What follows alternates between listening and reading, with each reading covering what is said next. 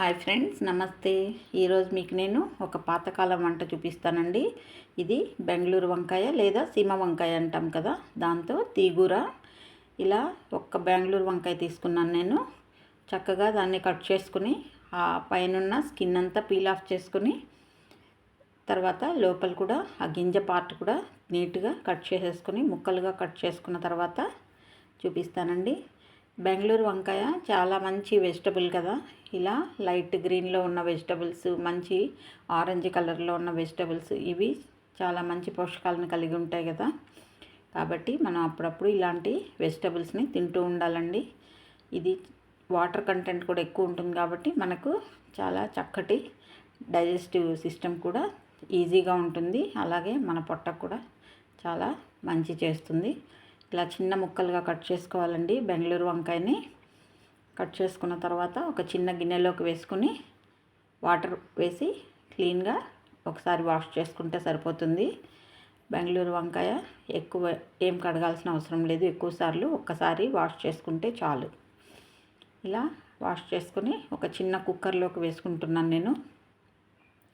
బెంగళూరు వంకాయ ముక్కలన్నీ వేసుకున్న తర్వాత చూపిస్తాను.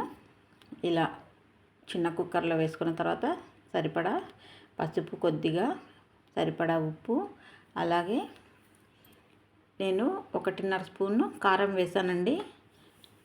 మళ్ళీ మనం పప్పుల పొడితో పాటు కారం వేస్తాము కాబట్టి ఇప్పుడు చూసి వేసుకోవాలి. ఒక 5-6 వెల్లుల్లి రెబ్బలు వేసి 1/2 స్పూన్ నూనె వేసుకుని ఇలా చక్కగా కలుపుకోవాలి. అన్నిటినీ ముక్కలకు పట్టేలాగా ఒకసారి కలిపి 1 గ్లాస్ వాటర్ వేసుకోవాలి.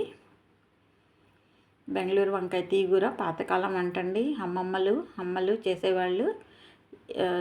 ఇలా చేసి చక్కగా సంగటికి లేదా వేడన్నంతో చాలా బాగుంటుంది. 1 గ్లాస్ నీళ్లు వేసిన తర్వాత కుక్కర్ మూత పెట్టి ఒక 2 విజిల్స్ పెట్టానండి.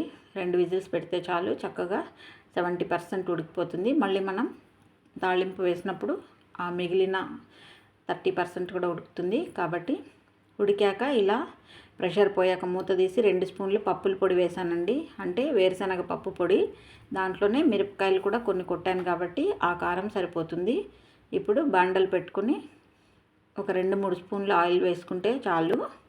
వేసుకున్న తర్వాత వడియం వేసానండి. పోపు గింజల బదులు వడియం వేసాను.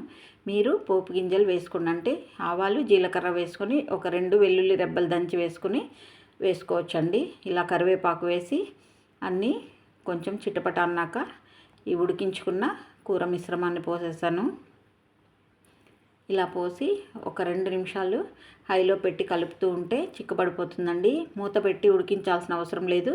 Thank you for watching. Share చేసి, లైక్ చేసి, సబ్స్క్రైబ్ చేయండి నా ఛానల్కు.